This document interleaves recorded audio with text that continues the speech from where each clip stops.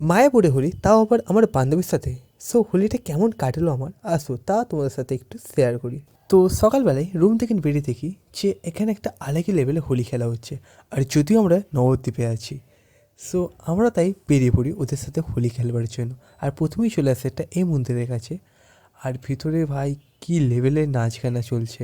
আর এখানে দেখো আমার অবস্থা দেখো। তারপর রাস্তায় এক জায়গায় দেখি এখানে প্রসাদ দেওয়া হচ্ছে, তাই আর কি ওই প্রসাদ নিয়ে আমরা হাঁটতে হাঁটতে চলে আসি নবদ্বীপ ফেরিঘাটে। আর যেখান থেকে আমরা লঞ্চে করে রওনা দিই মায়াপুর যাওয়ার জন্য। আর তারপরে চলে আসি আমরা মায়াপুরের এই ইস্কন মন্দিরের কাছে।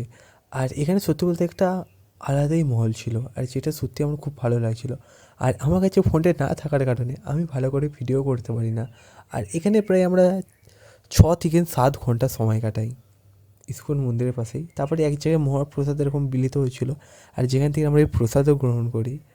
আর সত্যি এটা মানে মন ছুঁয়ে যাওয়ার মতো একটা আমার কাছে মুহূর্ত ছিল।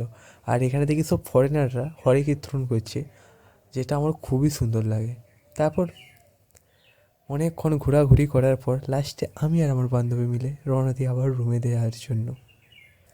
আর এইরকমভাবেই আমার হোলিটা মায়াপুরেই কাটে। আর সবাইকে হ্যাপি হোলি আমার তরফ থেকে।